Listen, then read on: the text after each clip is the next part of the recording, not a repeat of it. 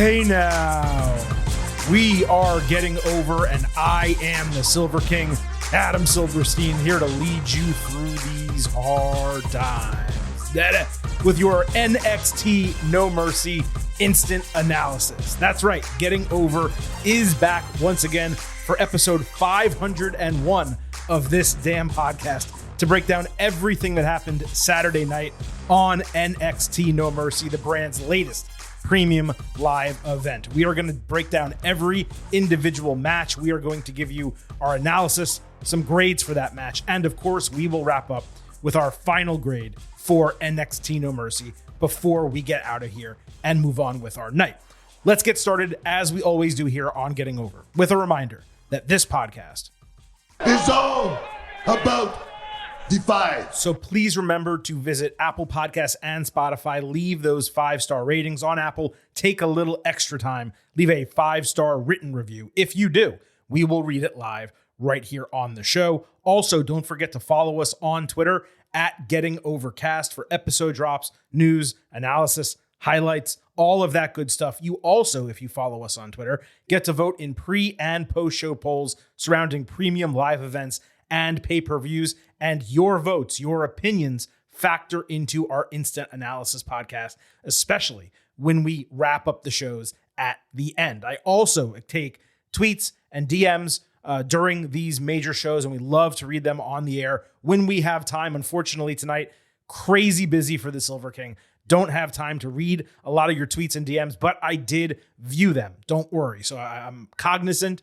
of what you guys thought about the show, and I will try to factor some of that in and respond to some of that over the course of this episode. A quick reminder about our schedule. Please, if you have not listened to it yet, hit our 500th episode celebration. The Silver King Adam Silverstein, Vintage Chris Vanini, and the American Dragon Bryan Danielson, a 30-minute interview ahead of AEW Wrestle Dream, obviously coming this Sunday, episode 499. You go back a little bit further, it was your NXT No Mercy Ultimate Preview. It is also your AEW Wrestle Dream Ultimate Preview. So make sure you listen to that before Sunday's show. And of course, still to come on Sunday night, you will have AEW Wrestle Dream Instant Analysis. And then on Tuesday, your WWE Fastlane Ultimate Preview. So every reason in the world to subscribe if you have not already, and go back in the archives in case you missed some of the episodes that we have already done.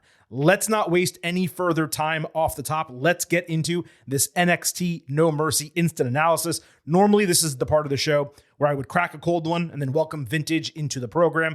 He didn't get the opportunity to watch NXT on Saturday night, and I can't drink a cold one because I have to talk to you throughout this entire podcast. So I'm going to save it in the refrigerator. We'll see if it comes out tomorrow for AEW Wrestle Dream. If not, I have a couple great ones that I want to share with you next week for WWE Fastlane. As I said, NXT No Mercy instant analysis. We're going to break down every match with analysis and grades, and then give you a final show grade at the end. We will start with where NXT No Mercy finished. The Women's Championship, Becky Lynch against Tiffany Stratton in an Extreme Rules match. There was a really fun moment backstage with Lynch wheeling around a shopping cart, adding weapons like she was in Target or something like that. Becky got a video package entrance that flashed all of her obstacles in NXT. Tiffany had brass knuckles with her, while Becky wheeled out the cart that I was talking about. She also wore a white tank top that had a lot of important things written on it. Had names, gimmicks, Bray Wyatt, other stuff. Lynch beat Stratton with a kendo stick early, brought her up the stairs through the crowd. She took a plastic gold necklace from a planted fan and beat Stratton with it. There were a ton of little girls up and down the aisle, not on purpose. I don't think they were planted, but it was so cool seeing them cheer for her and like scream Becky. She high-fived one of them. It was an awesome sight. Stratton pulled out a toolbox back in the ring and beat Lynch with a wrench, a tire iron, and a steel chain. Lynch folded her in the shopping cart, ran her into the steel steps, then dumped out a bag of broken Barbie dolls, basically like they were thumbtacks. She hit an inverted DDT into them. Then she threw the dolls at Tiffany, who was outside the ring. So Stratton grabbed a trash can lid and blocked them like she was Captain America using a shield or something like that. Half the dolls went into the crowd. One hit someone in the head. So that was pretty funny. What Lynch did was she ended up wrapping a trash can around Stratton for a draping leg drop.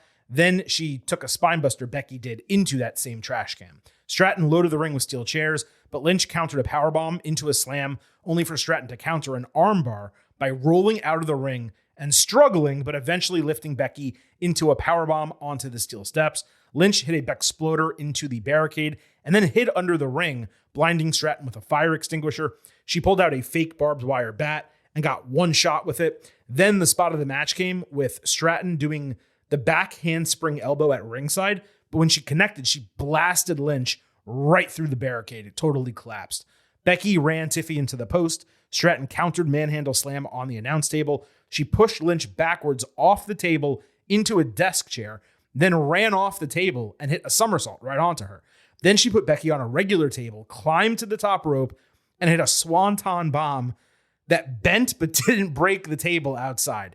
She hit a second beautiful swanton inside for a false finish. Stratton missed but rolled through a moonsault outside. Lynch immediately caught her when she stood up for manhandle slam at ringside, rolled her into the ring for a false finish. Stratton hit her forward senton onto the steel chairs, but Becky avoided prettiest moonsault ever, with Tiffy landing on the chairs. Lynch immediately grabbed her, picked her up, hit manhandle slam onto the chairs to retain the title.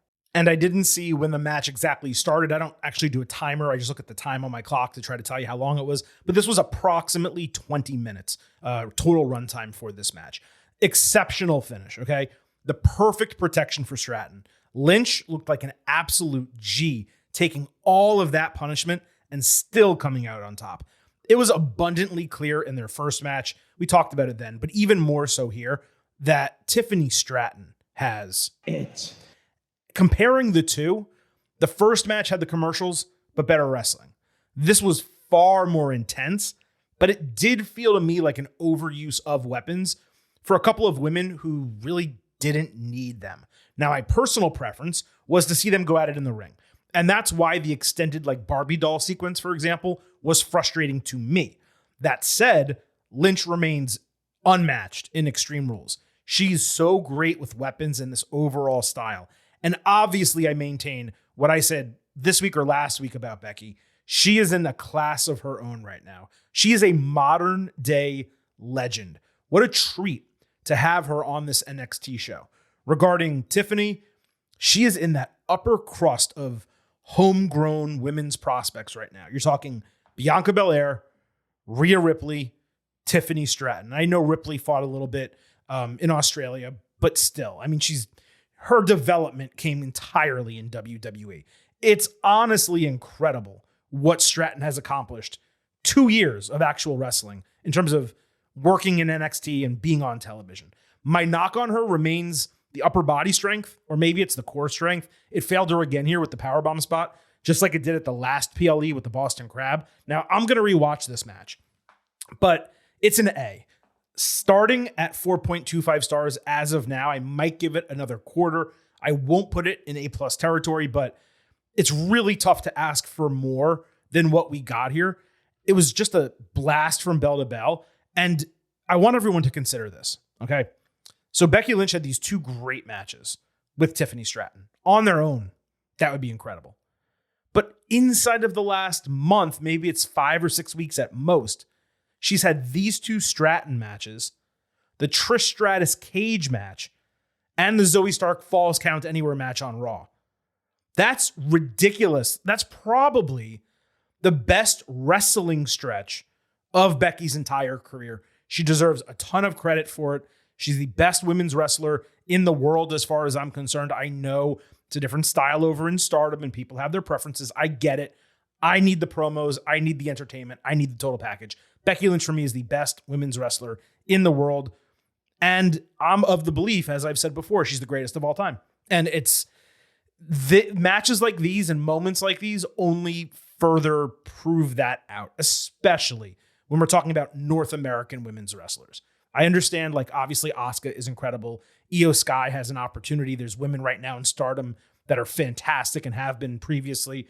But when you're looking at like American wrestling and what a women's wrestler can do to not be thought of as a women's wrestler, I don't think of Becky Lynch as a women's wrestler other than the fact that she only fights women, except for those very rare occasions. So incredible match. You guys know my praise for Becky. I don't need to keep going on about it. Loved it. A match. 1000% make sure you watch it if you're listening to this show and trying to decide what to or what to not watch coming out of NXT No Mercy. I should also mention, by the way, Tegan Nox was in the crowd for this match, and she will be getting a title shot Monday on Raw. So 48 hours from now, Becky has to fight, which in kayfabe, obviously, she should be weakened coming out of this. Now let's go to the North American Championship match next. Dominic Mysterio defending against Trick Williams with Dragon Lee as the special guest referee. Trick and Carmelo Hayes cut a promo together on the kickoff show, with Melo specifically putting over Trick. Booker T was again incredible during Trick's entrance.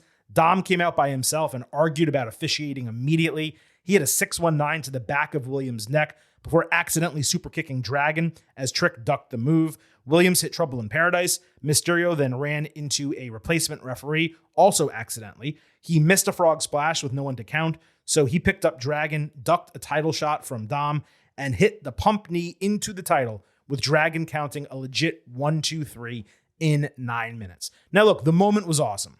Huge pop from the crowd for Trick, and a huge moment, no question. As we said on the Ultimate Preview, it really did seem like Mustafa Ali was in line to win the title here. So Trick is obviously the pivot from that. The way I understand it is Ali was kind of on the brink of maybe not getting released. They asked him if he still wanted his release, which he requested multiple times. He said yes. They gave it to him. It does seem like he was in line to get the title here. That is a massive disappointment. And Shawn Michaels actually, during the NXT conference call before this show, he expressed the disappointment that Ali was not there and did not get the opportunity to be in this match. It would have been his first title in WWE.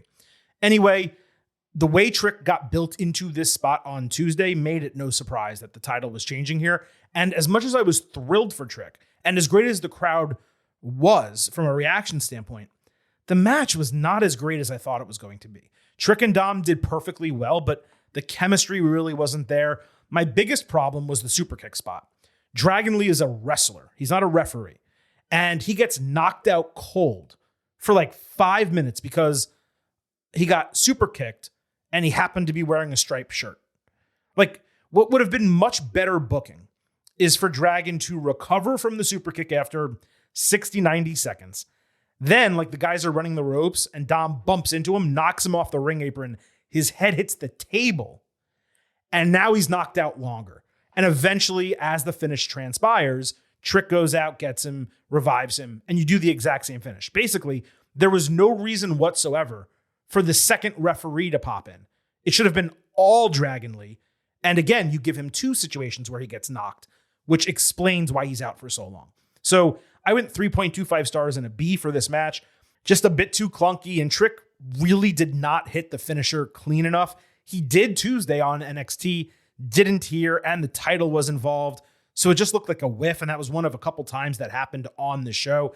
And as I've said before, he needs a different finisher utilizing his size and power. This finisher does not make sense for a guy with his size and athletic ability. But this was a fun match overall.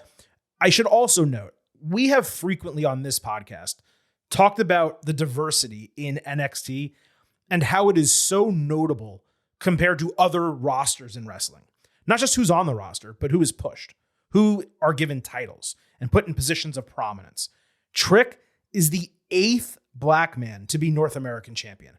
That's more than 50% of the title holders. In fact, out of 15 North American champions, all but 3 are what one would consider diverse, at least conventionally. I think that's great to see, and it shouldn't matter, but that inclusion aspect is one of the reasons why NXT is such an attractive product. I love to see it here. Congratulations to Trick, notwithstanding any of that. But in addition to it, I don't know. It's something that I noticed and I thought was pretty cool. So I figured I'd point it out. Melo was prepping for his match backstage. Trick walked in with the title. Melo didn't know the result because he had his head down. He popped huge for him. They promised a party after Hayes retained, and the foreboding here was so damn thick you needed a knife to cut through it. So let's go to the NXT Championship match. Carmelo Hayes against Ilya Dragunov. Melo voiced over his own jersey entrance, which did not hit the same as when Trick does it. Ilya dominated at the bell for a long time. He hit a massive discus lariat after avoiding a springboard move. After taking a beating, Melo matched the intensity and hit a great midair enziguri plus a springboard bulldog. He was trying for the DDT, but he was on the wrong side of his body. He moved into a bulldog and it worked. Melo countered Constantine's special with a tornado-style bulldog. Dragunov came back with a huge running knee and a toss powerbomb. Melo countered coast to coast with a codebreaker.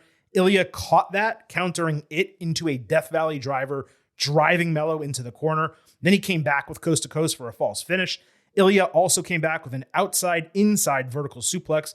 Melo countered Torpedo Moscow with a codebreaker, only for Dragunov to bounce off the ropes and fall forward with his H-bomb driving forearm for a false finish. Ilya followed with a second rope H-bomb for another false finish. That sent him into a total rage. Melo countered Torpedo Moscow again, this time with a super kick, and he got a near fall out of that. Then he took Ilya off the apron with a slightly botched cutter outside. Ilya countered nothing but net with a midair clothesline, screaming in pain as he climbed up to the top rope and hit a super H-bomb to pin Melo and win the NXT title in 21 minutes. Ilya lifted Melo after the bell, screamed in his face, like, "You need to stand up." He offered his hand. They shook, did a big bro hug. He continued yelling in his face, basically establishing, "You stepped up to the plate. You were as tough as I was. You gave me the fight I wanted." And then while he was celebrating with the title, Dragunov even pointed to Melo for an extended period of time. What an effing match. If I've said it once, I've said it 100 times by now. Dragunov is a top 5 wrestler in the world, and I don't think he's 5. Okay? Every single thing he does is believable and feels completely real. The emotion that he expresses and the pain that he seems to inflict, you feel it through your screen. These guys straight banged. The only miscue was that cutter I mentioned. This match did start slow. That was intentional. They wanted to set the tone of Melo having his toughest test yet at the jump. And then they also wanted to show us that he was able to completely step up to the challenge. The way Ilya put Melo over after the bell, appropriate and necessary, especially given the reign ended at 182 days. It's actually the second longest reign since Finn Balor during the pandemic. But I guess because Braun Breaker had the title for so long, it somehow felt as if this was just getting started. Anyway, the match was on point from a story perspective. The wrestling was top tier.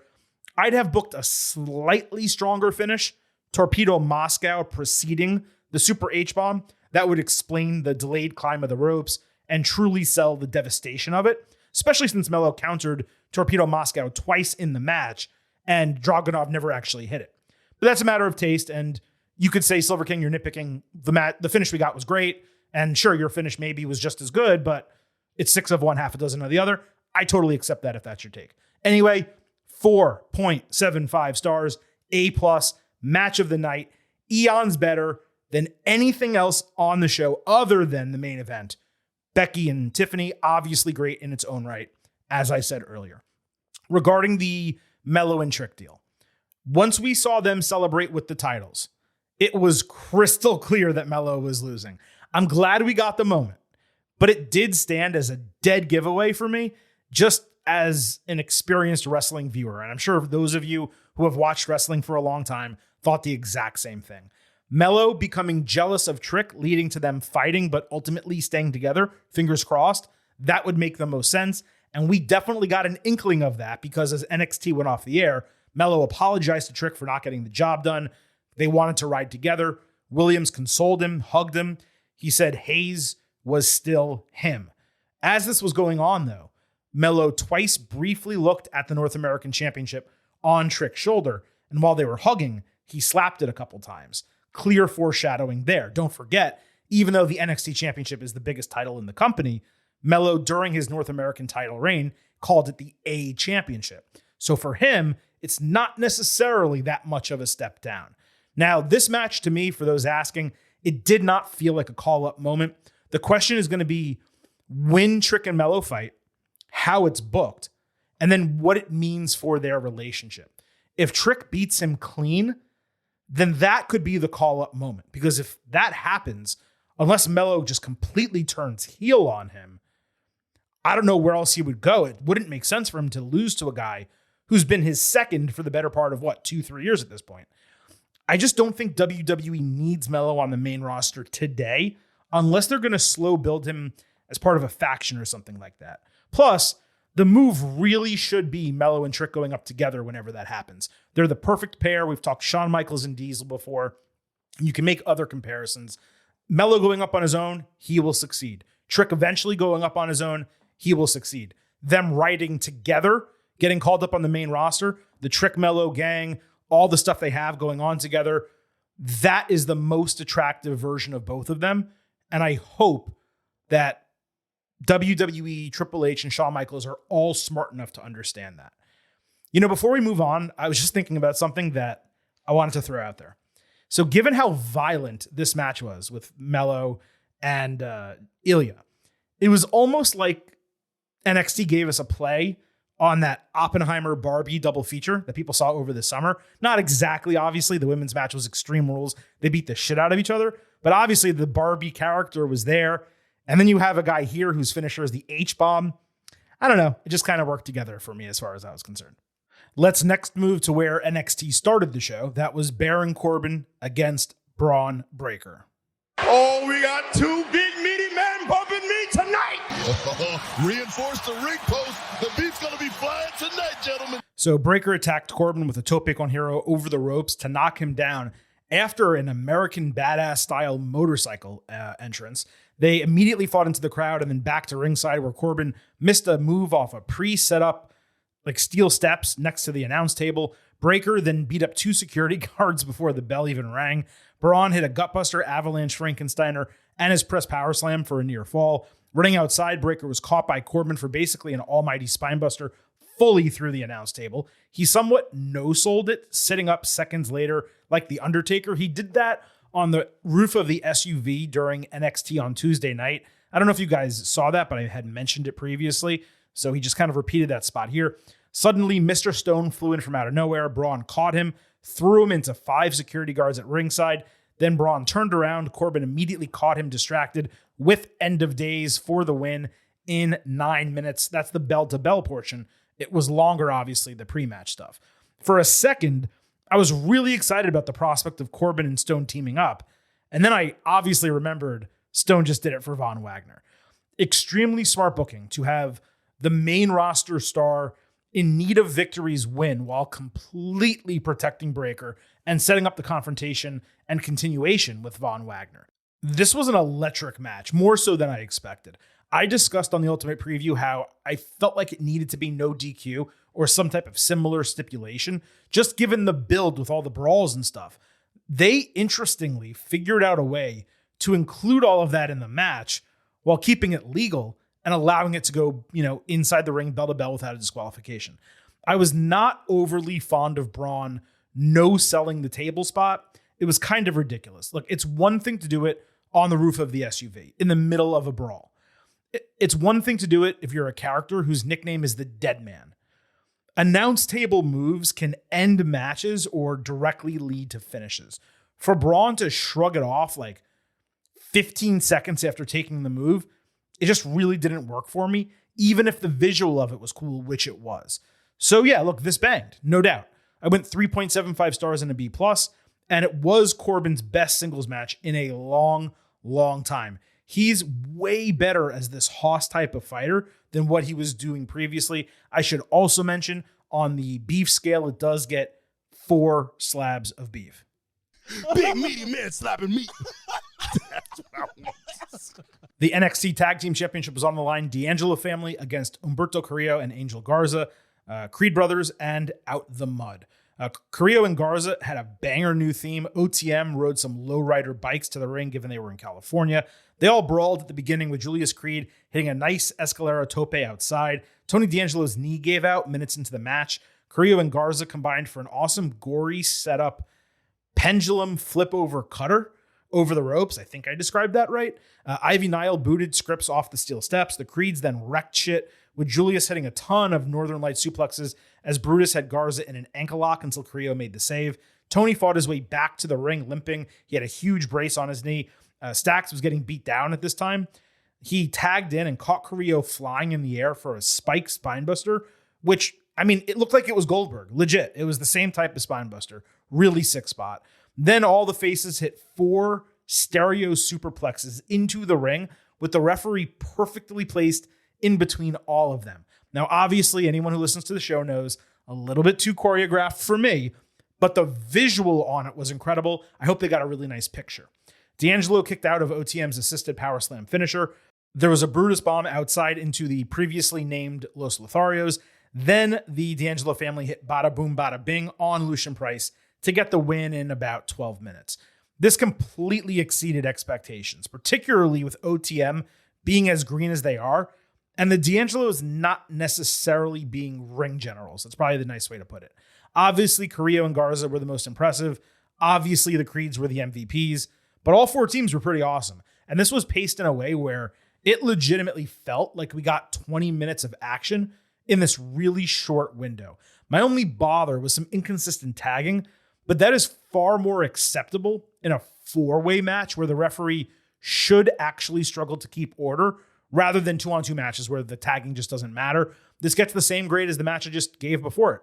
3.75 stars and a B+, only because the finish lacked a bit of punch. This had gone another 5 minutes with a stronger finish, maybe a title change. It definitely would have been an A territory, A- territory, no question. The Heritage Cup was on the line. Noam Dar against Butch. Tyler Bate was Butch's second, while all of Metaphor was with Dar. Butch was also wearing his old-style bruiserweight gear. Butch dominated the first round with joint manipulation, but ate a cheap shot at the bell. He hit 19 beats in round 2, but ate a cheap shot from Oro Mensah with the referee distracted. Dar then got the first fall after a Nova Roller immediately following that. Butch came back with a moonsault outside and bitter end inside to tie it 1-1 after round 3. They exchanged mat-based submissions in round 4. Butch completely knocked out Dar as time ticked away. The referee, for some reason, decided not to lift his arm and see if he might be knocked out, but they did a pretty good job timing the pass out with the end of the clock. Dar caught Butch with a snug back elbow for a false finish. Fans chanted bruiserweight. That was music to my ears. You guys know that. Dar wrecked Butch with a brainbuster on the apron for a 2.9 false finish. Dar then stuck his fingers out. Butch grabbed them as time ticked away, seemingly broke one after the bell. Lash Legend jumped in the ring, taped up the fingers like she was part of a pit crew. Butch ate 2 more back elbows with Mensah booting him in the back of the head again. For some reason, the referee was turned here. Dar then caught him blind, then pulled out his mouthpiece and hit the Nova Roller, but that was a false finish. Bate jumped off the steps to take out Mensah to try to even the sides. Butch then, for Bate, hit Bop and Bang and Tyler Driver 97. That was a false finish. Dar countered Bitter End into a Grapevine knee bar, but Butch countered and snapped his fingers again, hitting Bitter End in another false finish. He immediately moved into an armbar and bent Dar's hand back as Gallus attacked Bate at ringside. Butch released and splashed them. The Metaphor women distracted. Coffee completely missed. Joe Coffey, this is. The all the best for the bells finish. He ran into the ring, tried to do the move, missed it. And then Dar just covered Butch to retain the Heritage Cup. And yeah. Well, that was a great matchup, but the ending sucked. Simple as that. Coffey tripping on his way into the ring and airmailing his finish really soured me on the match. Even more than all the other interferences and distractions, which happened constantly, but especially late in the match. Even without that from Coffey, there were enough people ringside where the idea, and Vic Joseph stated this, that it took 7 people to beat Butch. It's just silly, especially because there was no benefit to the booking, and Bate was there ringside the entire time, but decided not to get involved until round 6. So what do they do here? Butch and Bate fight the Metaphor men in a tag team match, and they win, let's say. And then what? Butch goes back to the main roster. It really felt like Butch should have won the cup here. Even if it was not my expectation going in, the way the match was progressing, they were trying to build up to that moment, that climax where the fans, after all these false finishes and all this stuff, they get to celebrate. And instead, they didn't just cheat with Metaphor. They used Gallus. Gallus are like a bunch of Colin Robinsons in one group. They're energy vampires. They bring the show down. And I don't hate them by any means. I like tough Scottish, British, Irish wrestlers. I mean, there's so many of them in WWE and in other companies. And these guys are pretty good at that form of wrestling. But it's a square peg, round hole situation. No, this is not NXT 2.0. At the same time, they really don't fit what this show is. And injecting them into a match like this that was rolling so freaking hot. It was a huge disappointment. So look, 3.5 stars and a B. There was a lot of high quality wrestling in this match. It just kept getting overshadowed by storytelling elements. And this more than anything else, look, we praise Shawn Michaels on this show. I think he has a legitimate shot to be Booker of the Year at the Meaties, the Getting Over year-end awards in December. I will make a case for Shawn Michaels to win Booker of the Year. But he does things like this, and he does it too frequently on premium live events that are really frustrating. So this was, despite the match being good and entertaining, easily the most disappointing finish on the entire show. We also had Kalani Jordan against Blair Davenport in a kickoff show match, unexpected. Jordan hit the tornado-style cutter in a really nice spot. She also had a handspring back elbow and a knee-hooking spike of some kind.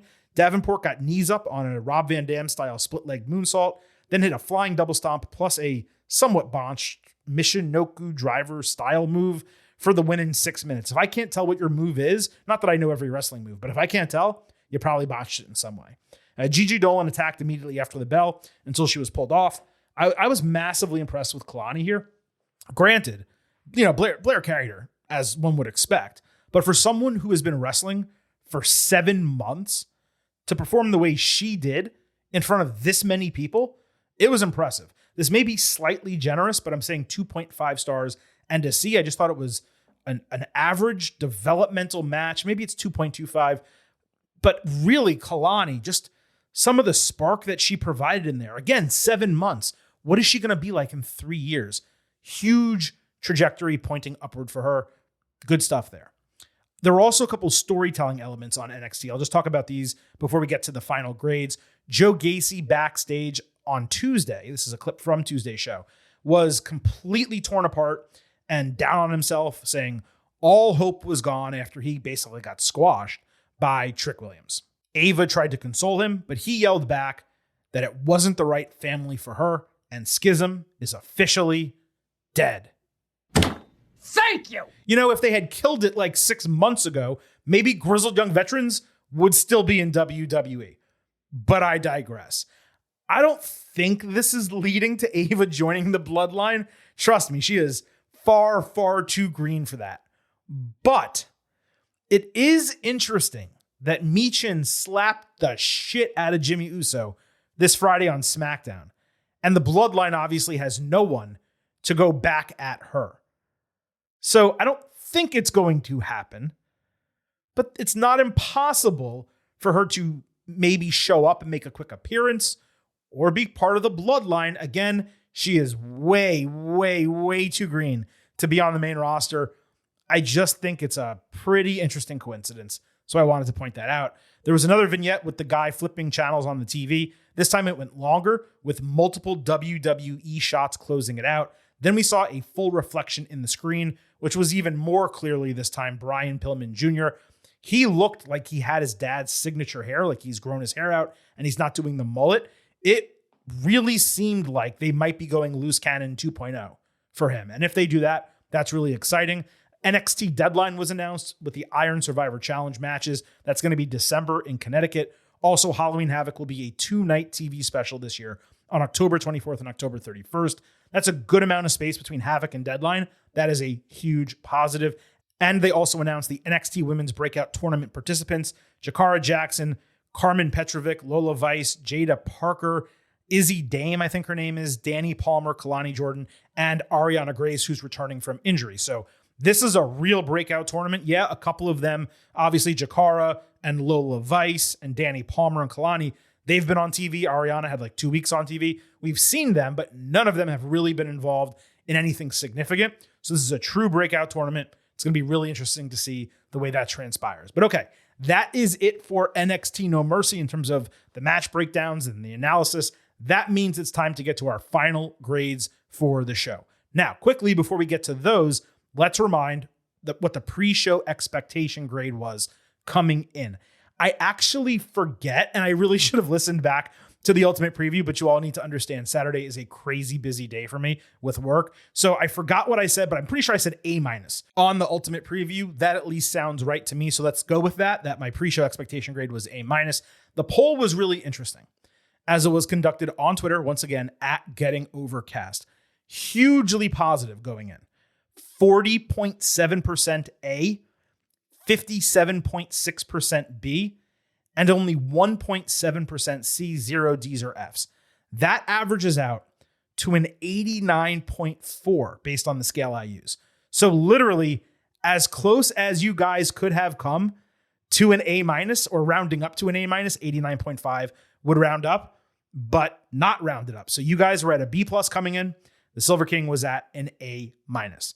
Let's go ahead and discuss your post-show grade. Then I'll go ahead and give you mine. The conclusion of our poll on Twitter at Getting Overcast has 83.9% A, 13.9% B, 0.7% C, and somehow 1.5% D or F, which, who the hell is voting D or F for this show? That doesn't make a shred of sense. That averages out to a 93.02, which is an A, bottom level A for NXT No Mercy. Now, I got to tell you, I'm pretty close, but I'm not exactly where all of you are. And I love the enthusiasm for NXT with a significant number of votes coming in. So that's fantastic. Here's my issue with going flat A on this show. I think it was immensely top heavy. Carmelo Hayes and Ilya Dragunov, match of the night, A+, as I mentioned. Becky Lynch, Tiffany Stratton would have been the match of the night if that didn't exist, but very close and extremely entertaining. I would say almost certainly the best 1-2 punch to end an NXT premium live event that we've had since the TakeOver days.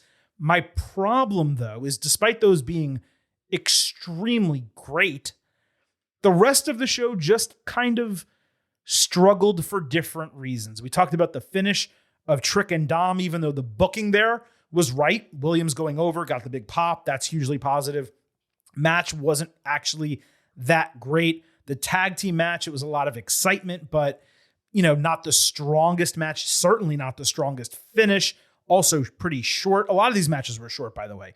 Baron Corbin and Braun Breaker, along with Dom and Trick, both of them were 9 minutes. Corbin and Breaker was fantastic. A lot of excitement, a great opener, but it wasn't even an A match, at least for me, A or A minus. Then I have the Heritage Cup, and you guys know I was clearly disappointed with that, even if a lot of the in-ring quality was solid, and then the kickoff show match as well. Now, look, when I do my post-show grades like this, it's not just match quality added together. It's storytelling and all those types of elements. And like I said, I think a lot of this show hit really damn hard. But to give it a straight A, even at a 93, I mean, you have to hit a really high level of overall show quality, top to bottom, not just your co-main events. To get there, for me, I'm not there, but I am legitimately close. I was at a 92 out of 100, so a top level A minus. I believe on the Ultimate Preview, I said a 90 out of 100. So this actually did exceed my expectations, but still I cannot get to the A like all of you. But again, as someone who watches NXT every week and suggests people watch NXT every week, I'm thrilled that so many people thought this show was that good, because look, this show was certainly better than a normal weekly TV edition of NXT. That said, if you liked the elements of this show, then you absolutely would like the television program. This is also the third straight banger premium live event that NXT had put on. Definitely TakeOver caliber. It really was carried by the double main event in the opener. Like I said, the middle of the show left something to be desired from a match quality standpoint, but everything basically did what it was supposed to do. And the influx of main roster talent, I believe every single match had at least one superstar who had a match on WWE TV or was part of the main roster. That experience, that level of talent, that's what we were missing in that NXT 2.0 era. It feels like a really interesting mixture of late NXT 2.0 and early NXT Black and Gold. And putting that together is just a product that is made for the Silver King. So I'm loving NXT. I love what Shawn Michaels is doing here, obviously. And I had a blast watching this on Saturday night. I'm glad to hear many of you did as well. If you're listening to this show, trying to decide whether to watch NXT No Mercy, then here's my opinion. Number one, definitely watch it. Certainly, Braun Breaker and Baron Corbin, Ilya Dragunov, and Carmelo Hayes, Becky Lynch, and Tiffany Stratton, those are all no-brainers. If you want to throw one more in, I'd watch the Well, here's the thing. The matches aren't long, so there's really not a reason not to watch them. So I would also watch the North American Championship match and the Tag Team Championship match. But if you watch those, you can pretty much skip the rest, which is 2 other matches, I guess, and be pretty happy coming out of it. So look, folks, that was the instant analysis for NXT No Mercy. Let me throw some reminders at you again. We do have an AEW Wrestle Dream instant analysis coming in this exact spot on Sunday evening. You don't want to miss that. If you are not prepped for AEW Wrestle Dream, be sure to listen to our Ultimate Preview podcast, which was episode 499 in our feed. There's a timestamp there. You can jump right to the Ultimate Preview and skip everything else.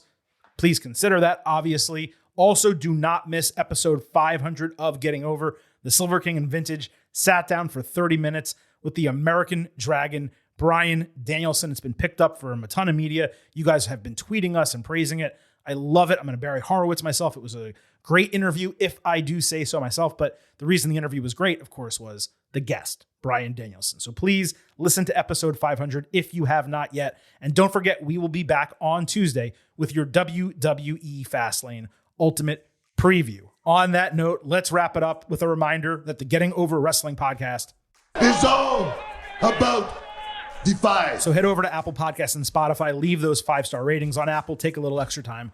Leave a 5-star written review. If you do, we will read it live right here on the show. Don't forget to follow us on Twitter at Getting Overcast for episode drops, news, analysis, highlights, all of that good stuff. You also get to vote in our pre and post show polls for pay-per-views and premium live events. Of course, you can do it for AEW Wrestle Dream on Sunday and WWE Fastlane next Saturday. Please also remember, I happen to love the number 5. for only $5 a month or $50 for the entire year, you can become an official Getting Overhead. Just visit buymeacoffee.com/gettingover. Sign up. You will get news posts. You will get bonus audio. Your financial contributions will help the continuation of this show. Thank you all so much for listening to this edition of the Getting Over Wrestling podcast. It has been quite a week and we are not done yet. So at this point, it is time for the Silver King to sign off and leave you with just 3 final words. Bye for now.